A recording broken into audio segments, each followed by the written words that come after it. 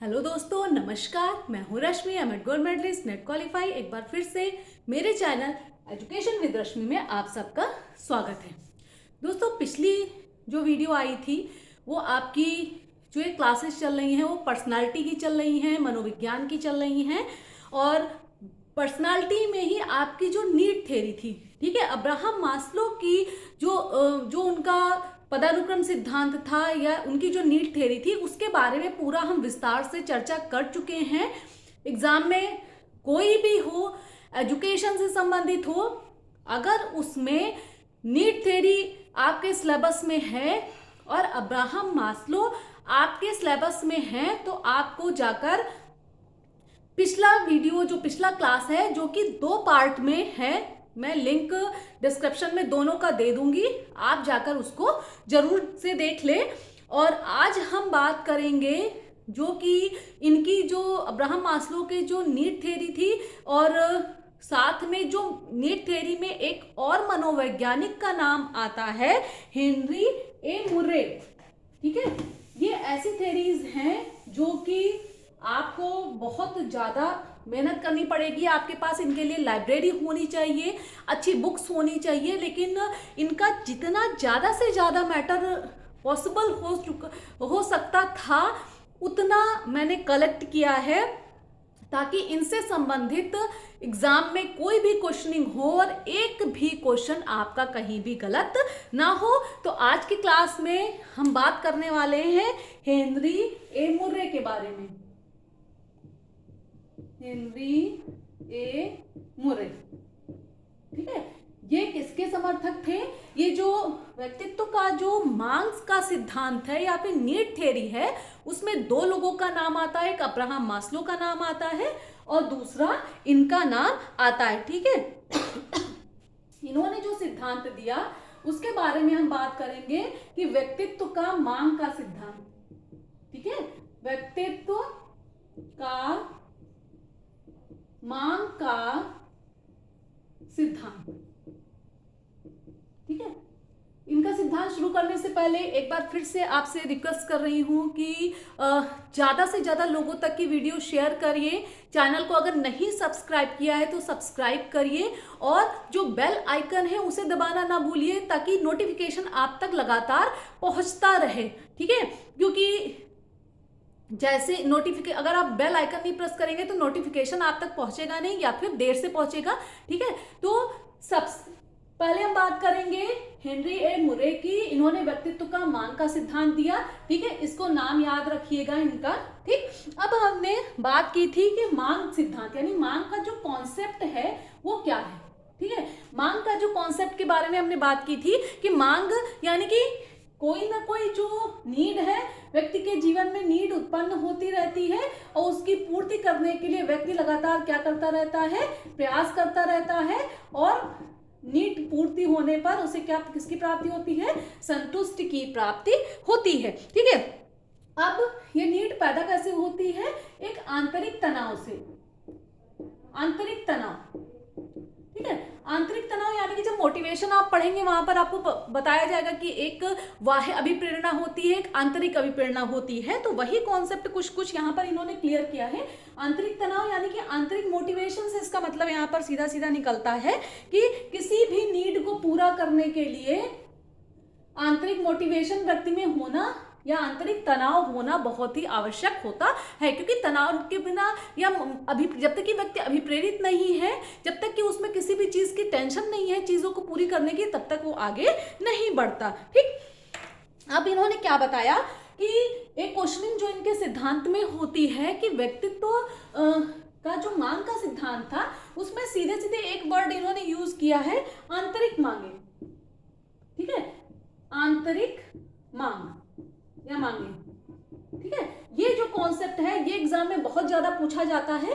तो यहाँ पर ये कॉन्सेप्ट कैसे जोड़ेंगे हम कि हेनरी ए मुर्रे ने व्यक्तित्व का जो मांग का सिद्धांत स्पष्ट किया है, किसके आधार पर स्पष्ट किया है? आंतरिक मांगों के आधार पर स्पष्ट किया, यानी कि जो ये आंतरिक तनाव अभी बताया, ठीक है, ये क्या है? यही आंतरिक मांगे हैं। ठीक है, आंतरिक मांगों के आधार पर इन्होंने अपना सिद्धांत जो था वो प्रस्तुत करने का प्रयत्न किया। इसको नोट कर लीजिए और अच्छे से क्या कर लीजिए, इस पर अंडरलाइन कर लीजिए या फिर इसको हाईलाइट कर लीजिए, क्योंकि ये क्वेश्चनिंग एग्जाम में होती है कि आंतरिक मांगों का जो कॉन्सेप्ट है वो किसके सिद्धांत से निकल कर आया है। ठीक है, फिर अब बात करेंगे कि मुर्रे ने लगभग अपने सिद्धांत में कितनी मांगे स्पष्ट की, 40 मांगे। ठीक है, ये भी क्वेश्चनिंग होती है। 40 मांगे आप कहीं पर भी लिख लीजिए कि हेनरी मुर्रे ने अपने सिद्धांत में जो मांग का सिद्धांत था उनमें उसको क्लियर करने के लिए यानी कि स्पष्ट करने के लिए मांग का जो सिद्धांत था उसमें 40 तरीके की मांगों को सम्मिलित किया है। ठीक है, वो मांगे कौन कौन सी हैं उनके बारे में हम आगे बात करेंगे। ठीक है, फिर इन्होंने क्या बताया कि जो मांग है, ठीक है, मुर्रे ने बताया कि जो ये मांग होती है यानी कि जो नीड है, ठीक है, नीड क्या है, एक तरीके की मस्तिष्क की शक्ति है। ठीक है, मानसिक शक्ति है या मस्तिष्क की शक्ति। ठीक है, क्योंकि अगर हमारे कोई नीड हो रही है और आंतरिक कहते हैं कि अभिप्रेरणा उत्पन्न हो रही है, तो ये सारा का सारा कॉन्सेप्ट कहाँ से शुरू होगा, हमारे मस्तिष्क से शुरू होगा। यानी कि मांग जो है मानव मस्तिष्क की शक्ति, यानी कि छोटी सी डेफिनेशन के रूप में एग्जाम में पूछा जाता है। इसको भी आप नोट कर लीजिए कि मांग कि ये कॉन्सेप्ट किसने दिया या फिर ये विचार किसका था कि मांग जो है मानव मस्तिष्क की शक्ति है। ठीक है, तो ये विचार किसका है, मुर्रे का विचार है। ठीक, फिर इन्होंने क्या बताया कि कोई भी मांग उत्पन्न होती है सबसे पहले। ठीक है, व्यक्ति क्या करता है, उसका प्रत्यक्षीकरण करता है, उसको देखता है, फिर उसको महसूस करता है, फिर मानसिक स्तर पर कुछ तनाव उत्पन्न होता है, कुछ शारीरिक क्रियाएं करता है इसी क्रम में व्यक्ति, और इसी तरह से उसे क्या होता है, मांग की जो उसकी नीड थी या फिर उसकी जो आवश्यकता थी उसमें वो संतुष्टि प्राप्त कर लेता है, ताकि वो जो असंतुष्ट की स्थिति है, यानी कि जब कोई मांग उत्पन्न हुई तो क्या हुआ कि यानी कि कोई भी असंतुष्टि है व्यक्ति के अंदर। ठीक है, किसी भी काम को लेकर वो पूरी तरह से श्योर नहीं है, यानी कि वो कुछ करना चाह रहा है, तो शारीरिक तनाव और मानसिक तनाव और शारीरिक क्रियाएं कर कर वो क्या करता है, अपनी नीड की पूर्ति कर लेता है, और जो भी उसमें असंतुष्टि है, ठीक है, उसको दूर करके संतुष्टि प्राप्त कर लेता है। ठीक है, संतुष्टि प्राप्त कर लेता है और उसे एक अच्छी अनुभूति प्राप्त होती है। ठीक है, अगर नॉर्मल, ये तो आपका कॉन्सेप्ट हो गया जो किताबों में लिखा मिलता है। अगर नॉर्मली हम बात करें तो मान लीजिए कि हमारी कोई नीड है, कोई जरूरत है हमारी, तो उस जरूरत के लिए हमें लगता है कि हाँ हमारे पास ये चीज होनी चाहिए। मान लीजिए कि हम इसकी बात करते हैं, मार्कर की बात करते हैं, मेरे पास मार्कर होना चाहिए। ठीक है, ये मांग उत्पन्न हुई और मस्तिष्क में क्या हुआ, इसके लिए एक तनाव उत्पन्न हुआ। तनाव क्या उत्पन्न हुआ कि मार्कर ढूंढा, मार्कर के लिए जो भी पैसा आना है वो कहाँ से आना है। ठीक है, फिर शारीरिक क्रिया हमने क्या की, श्रम करके पैसे कमाए या फिर पैसे किसी से मांगे, पैसे इकट्ठा किए, बाजार जाकर दुकानों पर ढूंढा, ये शारीरिक श्रम किया और मार्कर लेकर घर आ गए। तो मार्कर नहीं था तो ये स्थिति असंतुष्ट की थी। जैसे ही मार्कर हाथ में आ गया हमारे अंदर संतुष्टि पैदा हो गई। ये तो एक बहुत छोटा सा एग्जाम्पल था, जैसे कि परोपकार की मांग, ठीक है, आक्रामकता की मांग। ठीक है, इस तरीके से कई सारी मांगों की इन्होंने बात की है, लेकिन जो इनकी थ्योरी में मुख्य जो इन्होंने मांग के बारे में बताया है, ठीक है, जो मुख्य जो कॉन्सेप्ट कहते हैं ना कि मेन जो कॉन्सेप्ट इन्होंने अपने सिद्धांत में दिया है, उसमें इन्होंने क्या बताया है कि 4 बातों के बारे में बताया है। सबसे पहले तो तनाव, ठीक है, तनाव, दूसरा मांग, तनाव यानी कि टेंशन, मांग यानी कि नीड, तीसरा है दबाव, दबाव यानी कि प्रेस, और 4 नंबर पर थीमा। ठीक है, प्रेस एंड थीमा की बात की है इन्होंने। अब जो ये 4 कॉन्सेप्ट हैं, इनका कहते हैं ना कि एक एक्सप्लेनेशन और कहां से इसमें क्वेश्चनिंग हुई है और कौन कौन से क्वेश्चन एग्जाम में पूछे गए हैं।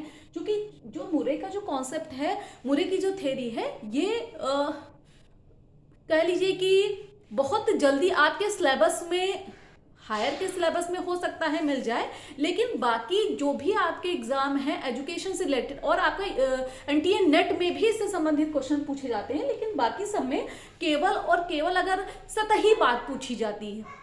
ठीक है, सतही बात का मतलब कि मांग का सिद्धांत किसने दिया, तो इनका नाम आपको याद होना चाहिए, और छोटे छोटे से कॉन्सेप्ट की कितनी मांगे इन्होंने बताई। ठीक है, और एक जो आंतरिक मांग वाला कॉन्सेप्ट आपको बताया था, सतही बात बिल्कुल पूछी जाती है।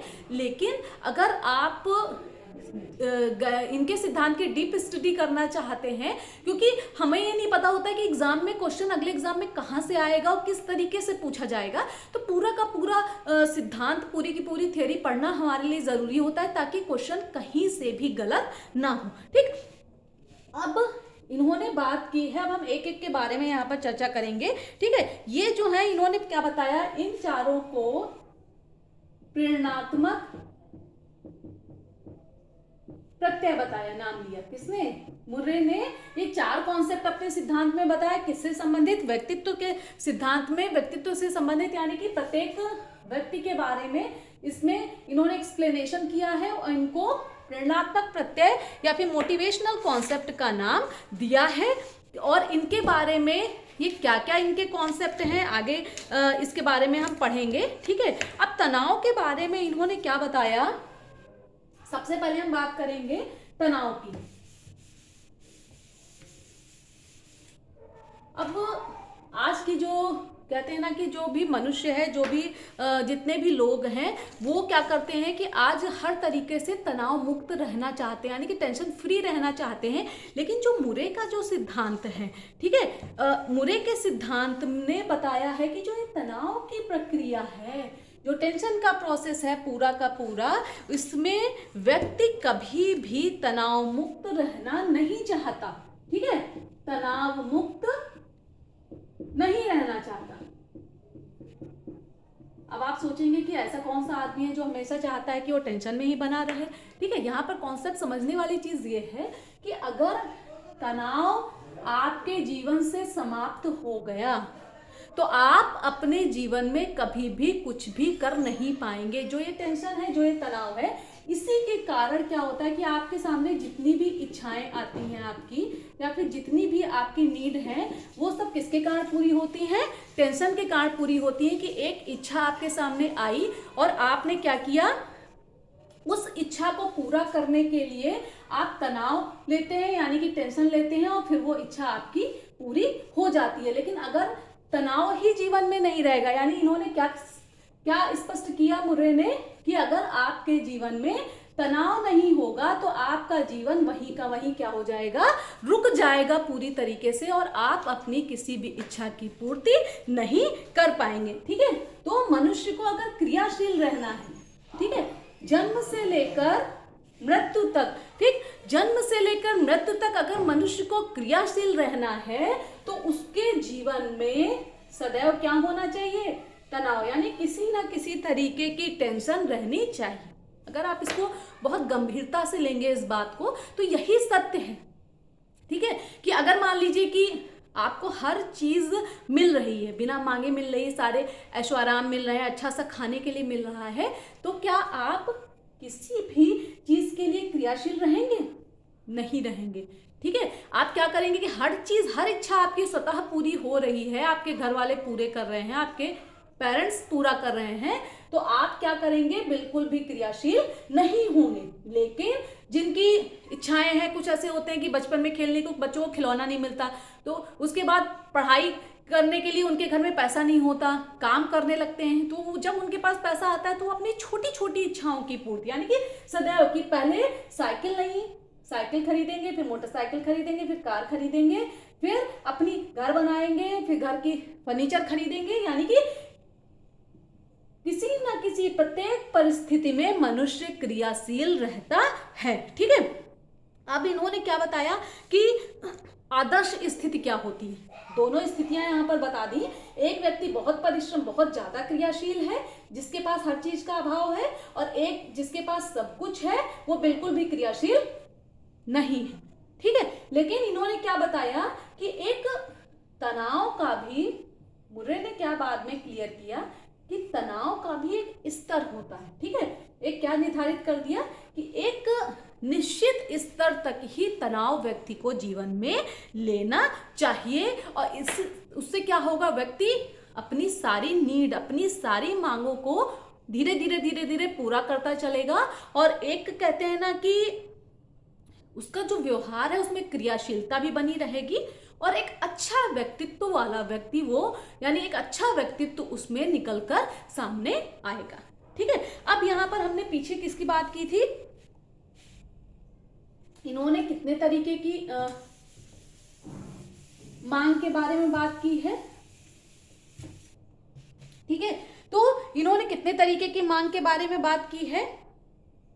जो पहला तो ये तनाव का कॉन्सेप्ट हो गया, दूसरा आ गया मांग। इन्होंने 40 तरीके की मांग की बात की थी, और 40 तरीके की जो मांगे थी इसको इन्होंने 12 और 28 यानी कि 12 और 28 यानी 2 भागों में बांटा था। जो पहली 12 है वो दहजनिक मांगे हैं, दहजनिक मांगे। ठीक है, और दूसरी 28 है वो मनोजनिक मांगे, मनोजनिक मांगे। ठीक है, तो ये याद रखिएगा क्योंकि यहां से क्वेश्चनिंग होती है कि जो दहजनिक मांगे और मनोजनिक मांगे यानी कि फिजियोजेनिक और साइकोजेनिक,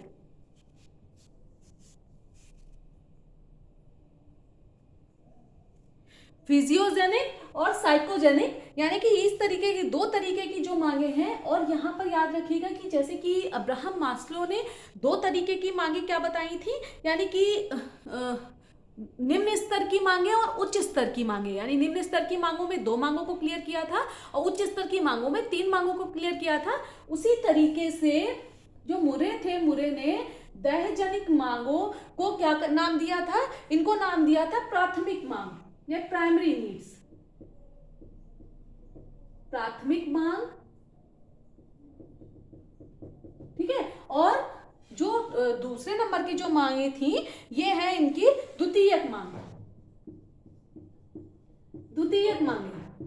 ठीक है, तो दहजनिक मांगे कौन कौन सी मांगे होती है। दहजनिक यानी कि जो सीधा का सीधा जीवों से संबंधित होती है, यानी कि जो मनुष्य से डायरेक्टली संबंधित मांगे हैं वो दहजनिक मांगे कहलाएंगी। और जो समाज में निकलने के बाद, एक सामाजिक प्राणी होने के नाते जब वो समाज में निकलता है तो वहां पर कुछ नीड्स उत्पन्न होती हैं, कुछ मांगे उत्पन्न होती हैं, वो मनोजनिक मांगे कहलाती हैं। ठीक है, तो दहजनिक मांगों को इन्होंने प्राथमिक मांगे कहा और मनोजनिक मांगों को यहाँ पर इन्होंने क्या कहा, द्वितीयक मांगे कहा। यानी कि ये दोनों का जो मीनिंग है वो समझ में आपको आ गया होगा।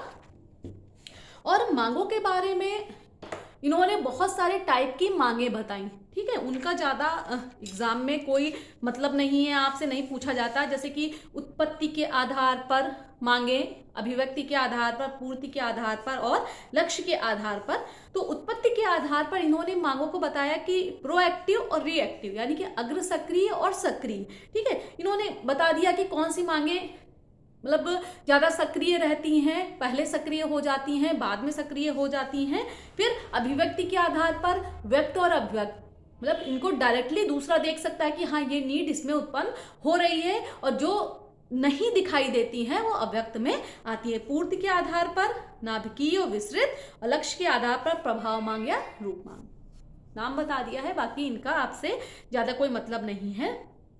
जो मांग का जो कॉन्सेप्ट था इसको बाद में, थोड़े समय बाद में जो मुरे थे इन्होंने एक इसको नाम दिया था। उस नाम को आप लोग नोट कर लीजिए, वैल्यू वेक्टर। कोई भी एग्जाम दे चुके हैं या फिर जहां पर वैल्यू वेक्टर आपने सुना है तो मूल्य सदिश, मुरे के नोट्स में इसको नोट करके ऐसे इसको घेरा कर लीजिए। एग्जाम में बहुत पूछा जाता है और बहुत ज़्यादा पूछा जाता है। मुरे का नाम जहाँ भी आएगा वहाँ पर आंतरिक मांग और ये कॉन्सेप्ट जो है। और तीसरा भी आगे हम एक और आपको बताएंगे कि कि अगर इनके उसमें पूछा जाता है तो वैल्यू वेक्टर या मूल्य सदिश कॉन्सेप्ट किसका है, यानी कि ये प्रत्येक किसके सिद्धांत से निकल कर आया है, या फिर मैचिंग में कभी कभी पूछ देते हैं, वेक्टर वैल्यू दिया है इधर, इधर मुरे का नाम दिया है और लोगों के कॉन्सेप्ट दिए हैं, मैच दी कॉलम करिए, या कभी कभी सीधा सीधा पूछ लेते हैं कि वैल्यू वेक्टर या मूल्य सदिश कॉन्सेप्ट किसके सिद्धांत से, या फिर इसके प्रवर्तक कौन है। ठीक है, तो इसको आप नोट कर लीजिए। इसमें मूल्य सदिश 2 वर्ड आपके दिए हुए हैं।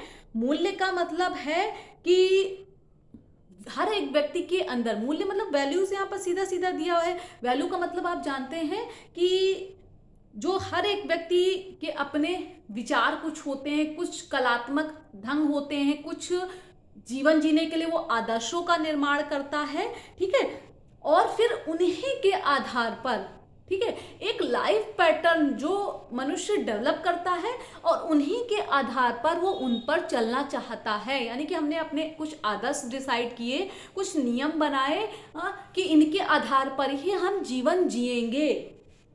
क्या हो गया, वैल्यू यानी मूल्य हो गया। सदिश, सदिश यानी कि जो व्यवहार, यानी कि जो मूल्य हमने निर्धारित किए और उन्हीं निर्धारित मूल्यों के आधार पर मेरा व्यवहार एक निश्चित दिशा की ओर आगे बढ़ रहा है, उसी दिशा की ओर आगे बढ़ रहा है जिस दिशा में हम जाना चाह रहे हैं। तो ये आपका हो गया वैल्यू वेक्टर या फिर मूल्य सदिश। नोट कर लीजिए, बिल्कुल अच्छे से रट लीजिए कि इसका कॉन्सेप्ट किसके सिद्धांत से निकल कर आया। ठीक है, अब जो तीसरा कॉन्सेप्ट है इनका, जो ये 4 कॉन्सेप्ट हैं, इसी में से आपका एग्जाम में बहुत पूछा जाता है। ठीक है, तो अब तीसरा कॉन्सेप्ट जो है आपका वो है दबाव। दबाव यानी कि प्रेस। ठीक है, यानी कि टेंशन, यानी किसी भी काम को पूरा करने के लिए बार बार मस्तिष्क में एक तरीके का तनाव उत्पन्न हो रहा है, टेंशन उत्पन्न हो रही है कि ये काम करना है, ये काम करना है। ठीक है, क्या करते हैं कि आजकल तो हर, जैसा कि लाइफ पैटर्न हो गया है मनुष्य का, उसमें हर एक व्यक्ति, यहाँ से छोटे से छोटा बच्चा भी इस तरीके का दबाव महसूस करता है। ठीक है, बच्चे भी फ्री नहीं हैं इन सब चीज़ों से, उन पर छोटे से ही बच्चों पर इतना ज़्यादा हर चीज़ का बर्डन, पढ़ाई का बर्डन, इसका बर्डन, उसका बर्डन। जरा सा फ्री हैं वो एक्टिविटी क्लासेस में जा रहे हैं, अरे बड़े शान से माँ बाप बोलते हैं अरे मेरा बच्चा एक्टिविटी क्लास में जा रहा है। मतलब बच्चे को 24 घंटे किसी भी तरीके से, मतलब वो खुद से कुछ खेले, खुद कुछ करे, खुद अपने हिसाब से काम करे, नहीं हर चीज़ उन पर थोपना है। और बच्चे क्या कर रहे हैं, छोटे छोटे बच्चे भी दबाव महसूस कर रहे हैं। और वही कॉन्सेप्ट यहाँ पर क्या दिया कि परिस्थितियों के हिसाब से व्यक्ति में क्या होता है, कई तरीके का व्यक्ति दबाव महसूस करता है। ठीक है, और ये जो दबाव है ये क्या करते हैं, व्यक्ति को काम करने के लिए बाध्य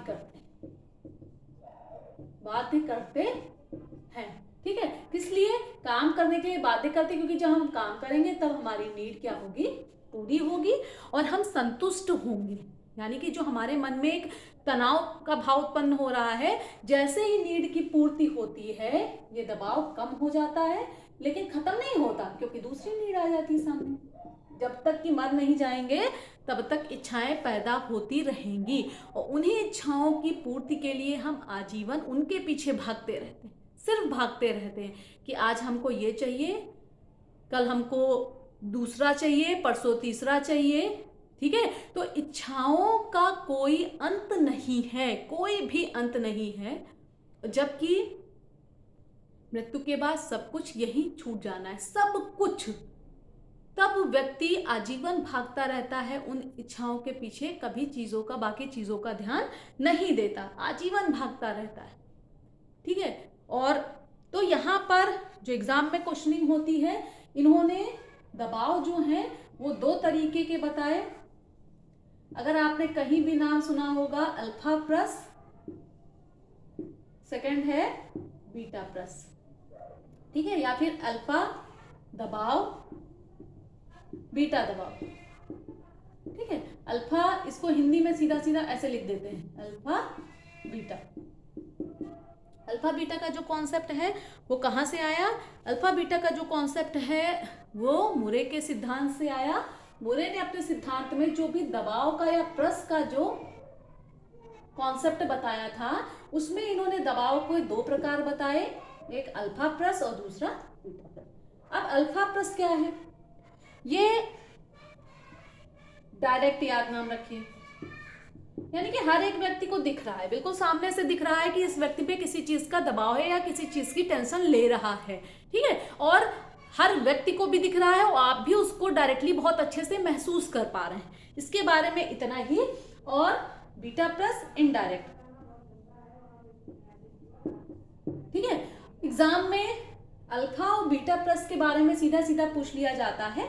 और अगर मान लीजिए कि आपसे पूछ लिया जाए कि दबाव में कौन सा प्रत्यक्ष दबाव होता है और कौन सा अप्रत्यक्ष दबाव होता है, सिर्फ इसका कॉन्सेप्ट बताने का इतना मतलब है कि कहीं ऐसा ना हो कि यहाँ से भी क्वेश्चनिंग हो जाए कि अल्फा और बीटा, ठीक है, में डायरेक्ट कौन है और इनडायरेक्ट कौन है, ठीक। अब ये अप्रत्यक्ष होते हैं और व्यक्ति के स्वयं के द्वारा केवल महसूस किए जाते हैं, ठीक है। जब हम किसी को दिखा नहीं रहे, हम बाहर से दिखा रहे हैं कि नहीं हम बहुत खुश हैं, बहुत अच्छे हैं, लेकिन हमारे जीवन में बहुत सारी समस्याएं हैं और बहुत सारी समस्याओं के कारण हम क्या हैं? दबाव में हैं, दबाव महसूस कर रहे हैं, ठीक है, एक तरीके का। और लेकिन हम सिर्फ और सिर्फ हम ही महसूस कर रहे हैं, ठीक है। ये जो होते हैं इनके मुकाबले ये ज्यादा खतरनाक होते हैं और ये व्यक्ति के व्यक्तित्व को सीधा सीधा प्रभावित करते हैं, क्योंकि इसमें कहीं ना कहीं व्यक्ति क्या होता है कि एक्सप्रेस नहीं कर पा रहा है अपनी समस्याओं को, अंदर ही अंदर क्या होता है, कुंठित होता रहता है, उसमें जलन की भावना पैदा होती रहती है। इसीलिए बार बार अगर मैं अपने व्यक्तिगत जीवन की भी बात करूं, कि पर्सनल लाइफ की बात करूं, तो चाहे जितनी बड़ी समस्या हो मेरे सामने, समस्याएं आती रहती हैं, जाती रहती हैं, जीवन ऐसे ही चलता रहता है। मैं हमेशा बात करने के पक्ष में रहती हूँ कि अगर कोई समस्या है बात करिए और उसको खत्म करिए। कोई भी चीज बहुत लंबे समय तक मन में रखना और उसके लिए परेशान होना इसके पक्ष में बिल्कुल भी नहीं रहती है। एक बार ट्राई करके आप लोग देखिए, बहुत सुकून मिलता है, ठीक है। अब सामान्य व्यक्ति की बात करें तो सामान्य व्यक्ति, अच्छा व्यक्तित्व वाला व्यक्ति कौन माना जाएगा? जो डायरेक्ट इनडायरेक्ट यानी कि अल्फा और बीटा, आंतरिक और बाह्य दोनों में क्या करेगा, एक तरीके का संतुलन, एडजस्टमेंट बिठा लेगा, वो अच्छे व्यक्तित्व का व्यक्ति कहलाएगा, ठीक है। और लास्ट का जो इनका कॉन्सेप्ट था 4th नंबर का, प्रेस के बाद आया थीमा।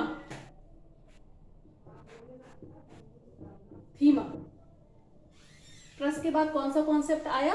थीमा का कॉन्सेप्ट आया। कि इन्होंने क्या बताया? 2nd नंबर पे बताया था मांग, 4th बताया दबाव, ठीक है।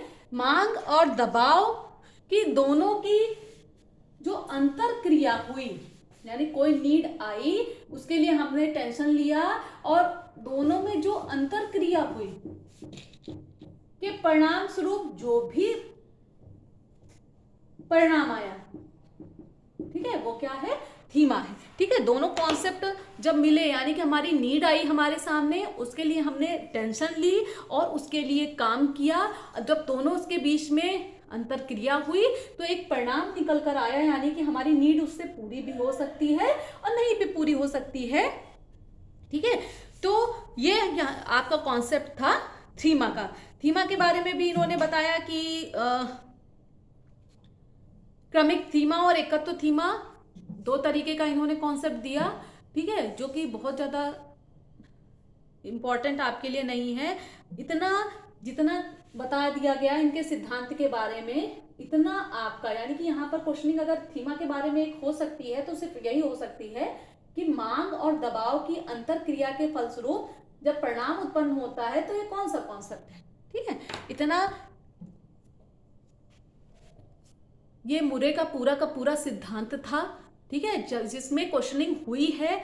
और 3-4 जो बहुत मेन टॉपिक जो थे, अल्फा प्रेस, बीटा प्रेस, ठीक है, और आपका जो आंतरिक मांग वाला कॉन्सेप्ट जो था, ठीक है, और आपका वेक्टर वैल्यू या कि मूल्य सदिश का जो भी कॉन्सेप्ट है, या फिर इनकी जो मांगे हैं, कितनी मांगे इन्होंने बताई, 40 मांगे बताई, और इनके जो 2 हिस्सों में इन्होंने तोड़ा।